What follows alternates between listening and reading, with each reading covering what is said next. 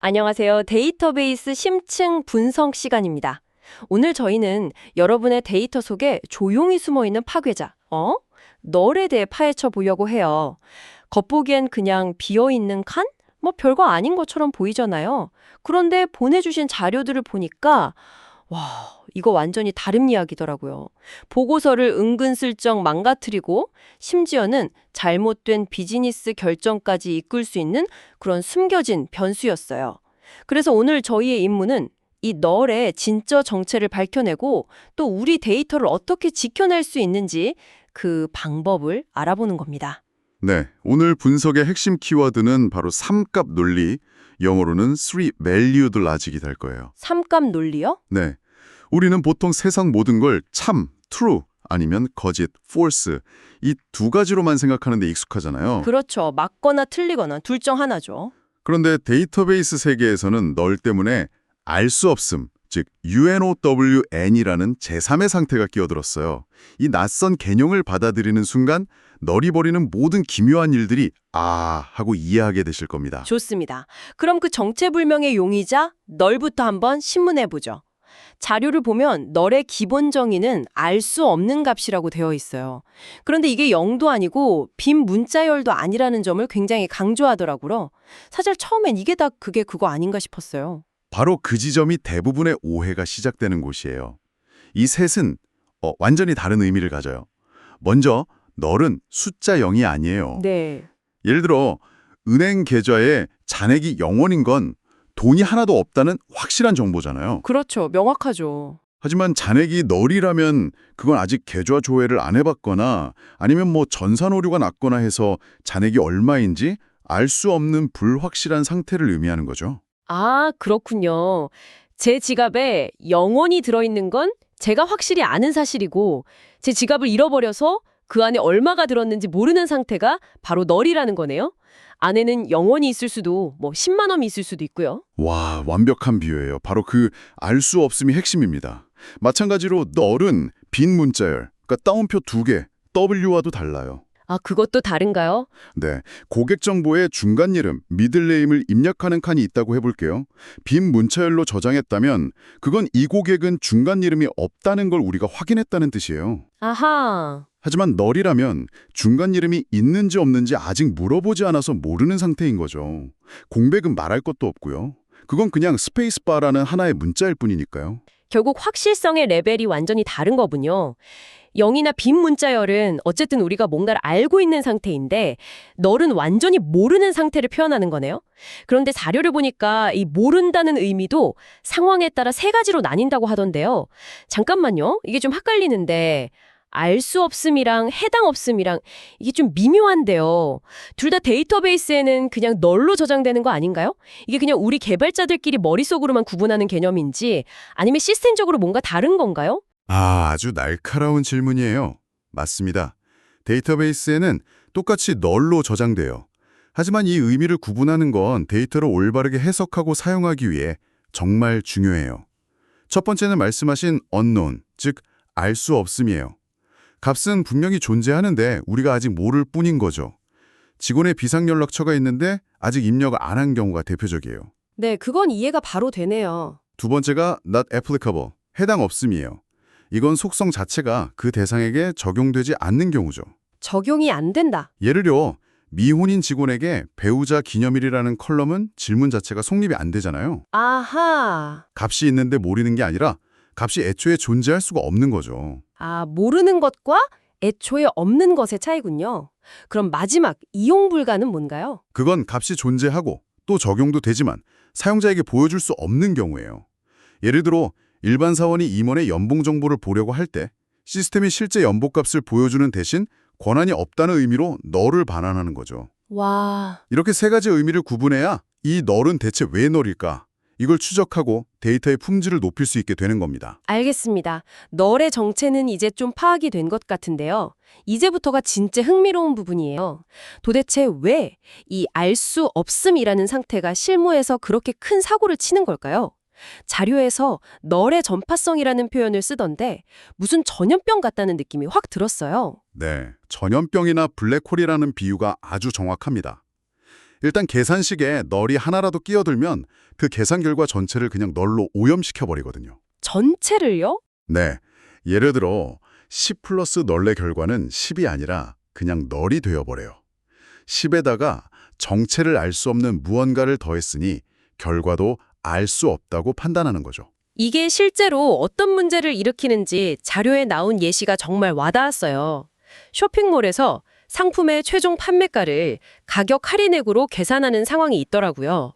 만약 100만 원짜리 노트북에 할인액이 적용되지 않아서 할인액 컬럼이 널이라면 바로 거기서 재앙이 시작됩니다. 100만 원 널이 되면서 시스템은 최종 판매가 자체를 널로 계산해버려요. 잠깐만요. 그럼 최종 판매가가 100만 원으로 나오는 게 아니라 그냥 리포트에서 아예 사라져 버린다고요? 정확해요. 이게 정말 무서운 점이에요. 에러 메시지가 뜨는 게 아닙니다. 데이터가 그냥 증발해버리는 거예요. 와, 만약 당신이 주간 매출 보고서를 보는 CEO라고 상상해보세요. 우리 회사의 베스트셀러 노트북 모델이 갑자기 이번 주 매출 0원으로 찍혀 있어요. 안 팔린 게 아니에요. 단지 할인의 컬럼의 널 하나 때문에 그 노트북으로 발생한 모든 매출의 계산이 증발해버린 거죠. 세상에. 이 보이지 않는 데이터를 기반으로 이 노트북 단종시켜 같은 끔찍한 결정을 내릴 수도 있는 겁니다. 생각만 해도 등골이 오싹하네요. 데이터가 틀린 게 아니라 그냥 아예 보이지 않게 되는 거군요. 그럼 이 블랙홀을 어떻게 막아야 하죠? 계산에 들어가기 전에 너를 우리가 의도한 다른 값, 보통은 0으로 바꿔주는 작업이 필수적이에요. 표준 SQL에서는 코알레스라는 함수를 써서 코알레스, 할인액, 0 이렇게 처리해주고요. 아, 코알레스. 네, 오라클 같은 특정 데이터베이스에서는 NVL 할인액콩이라는 함수를 쓰기도 해요. 이렇게 하면 100만 원 0으로 바뀌어서 안전하게 계산이 되죠. 널이 들어올 가능성이 있는 모든 숫자 콜럼에는 이런 방어 코드를 넣어주는 게 습관이 되어야 합니다. 와, 계산은 그렇다 치고 제가 자료를 보면서 정말 머리가 띵했던 부분이 있어요. 널 이꼴 널의 결과가 참 true가 아니라는 거예요. 아니, 어떻게 이게 가능하죠? 알 수 없는 것과 알 수 없는 것은 같은 종류의 알 수 없음이니까 같아야 하는 거 아니에요? 이건 무슨 철학적인 수수께끼 같은데요. 맞아요. 처음 보면 누구나 그렇게 생각해요. 바로 그 지점이 아까 말씀드린 삼값 논리의 세계로 들어가는 입구입니다. 아, 데이터베이스는 이렇게 생각하는 거예요. 첫 번째 값의 정체를 모르겠어. 두 번째 값의 정체도 모르겠어. 그런데 내가 모르는 그 두 개가 과연 같은 건지 내가 어떻게 알지? 와, 그렇구나. 그래서 널 이꼴 널의 결과는 참도 거짓도 아닌 제3의 상태인 알 수 없음, 언론이 되는 겁니다. 그럼 데이터베이스에서 전화번호가 입력되지 않은, 즉 널인 사람들을 찾고 싶을 때 where 전화번호 이꼴 널이라고 쿼리를 날리면 어떻게 되나요? 단 한 명도 찾아낼 수 없어요. 한 명도요? 네. 모든 행에 대해서 이 사람 전화번호가 널인가? 언노이라고 판단하고 그냥 넘어가 버리니까요. 그래서 널을 비교할 때는 등호 이꼴가 아니라 is 널이라는 특별한 연산자를 반드시 써야 해요. 아, is 널? 네. where 전화번호 is 널이라고 해야 비로소 널 값을 가진 데이터를 찾아낼 수 있죠. 반대로 널이 아닌 걸 찾을 때도 당연히 is not 널을 써야 하고요. 정말 상식과는 다른 방식으로 작동하는군요. 자, 그럼 이 예측 불가능한 널의 위험성을 알았으니 이제 제대로 다루는 법을 알아봐야겠어요. 데이터를 요약할 때 쓰는 집계 함수들, 그러니까 뭐 합계나 평균 같은 것들도 널을 만나면 이상하게 동작한다고 들었어요. 네, 집계 함수들은 널을 다룰 때 아주 특별한 규칙을 따릅니다. 대부분의 경우 그냥 널 값을 없는 셈 치고 무시해버려요. sum 급여나 max 급여, min 급여 같은 함수들은 급여가 널인 직원들은 아예 계산 대상에서 제외하고 값이 있는 직원들의 데이터로만 결과를 만들어요. 그런데 자료를 보니 카운트 함수는 특히 조심해야 한다고 강조하더라고요. 카운트 괄호랑 카운트 특정 컬럼이 다르게 작동한다고요? 맞아요. 이건 정말 많은 개발자들이 빠지는 함정이에요. 카운트 any는 그냥 테이블의 모든 행의 개수를 세기 때문에 널이 있든 없든 상관없이 전체 행수를 반환해요. 네. 예를 들어 직원이 10명이라면 카운트 any는 무조건 10이죠. 하지만 카운트 급여처럼 특정 컬럼을 지정하면 그 컬럼의 값이 널이 아닌 행의 개수만 세요. 만약 10명의 직원 중에 3명의 급여 정보가 널이라면 카운트 급여는 7을 반원합니다. 아, 그렇군요. 제가 예전에 들었던 일화가 딱 생각나네요. 어떤 주니어 개발자가 사용자 활동성을 보여주는 대시보드를 만들었는데 활성 사용자를 세려고 카운트 최근 로그인 날짜를 썼대요. 그런데 문제는 한 번도 로그인한 적 없는 신규 사용자는 그 최근 로그인 날짜가 널이었던 거죠. 바로 그거예요. 어떤 결과가 나왔을지 눈에 선하네요. 네. 카운트 함수가 그 신규 사용자들을 전부 무시해버려서 보고서에는 사용자 활동성이 90%라고 나왔는데 실제로는 전체 사용자의 3분의 1이 한 번도 접속조차 안 한 유령 회원이었던 거죠. 이야, 숫자는 완벽해 보였지만 현실을 완전히 왜곡하고 있었던 겁니다. 그런 실수가 정말 비일비재해요. 그리고 이 문제는 평균을 계산하는 AVG 함수에서 더 심각해져요. 왜냐하면 AVG 급여는 내부적으로 썸 급여를 카운트 급여로 나눠서 계산되거든요. 잠깐만요. 카운트가 아니라 카운트 급여로 나눈다는 건 그럼 평균 급여가 실제보다 더 높게 계산될 수 있다는 뜻 아닌가요? 급여 정보가 없는 사람들을 아예 모수에서 빼버리니까요. 정확하게 보셨어요. 10명의 직원 중 3명의 급여가 널이면 나머지 7명의 급여 총합을 전체 직원 수인 10이 아니라 급여가 있는 7로만 나눠요. 와... 그래서 평균값이 왜곡될 수 있죠. 만약 회사의 진짜 평균을 구하고 싶다면, 즉 급여 정보가 없는 사람은 0원으로 처리해서 평균을 내고 싶다면 어떻게 해야 할까요? 아까 배운 코알레스를 써서 AVG, 코알레스, 급여 0 이렇게 명시적으로 처리해줘야 우리가 기대하는 값을 얻을 수 있는 거군요. 맞습니다. 바로 그거죠. 정말 미묘하지만 엄청난 차이네요. 데이터를 정렬하거나 그룹으로 묶을 때도 널의 동작을 알아둬야 한다고요? 네. 그룹화, 그룹바이는 비교적 직관적이에요. 모든 널 값들을 그냥 하나의 그룹으로 묶어줘요. 부서별로 직원들을 그룹화하면 부서가 지정되지 않은, 즉 널인 직원들은 미지정 부서라는 하나의 그룹으로 묶이는 식이죠. 하지만 정렬, 오더바이는 좀 더 까다로워요. 데이터베이스마다 결과가 다르다고요? 이건 좀 심한데요? 그렇죠. 그래서 꼭 알아둬야 해요. 오라클 데이터베이스는 널을 무한대에 가까운 가장 큰 값으로 취급해요.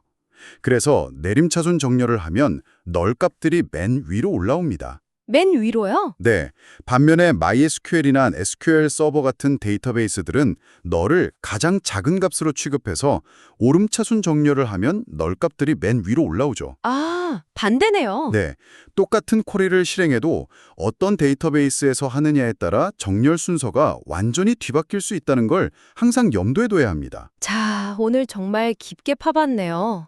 분석을 정리해보자면 널은 단순히 비어있음이 아니었어요.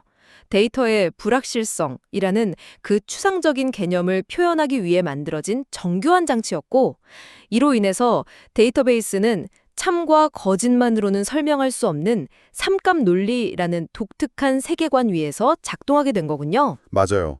널의 이런 특성을 이해하는 건 단순히 자격증 시험을 위한 지식이 아니에요.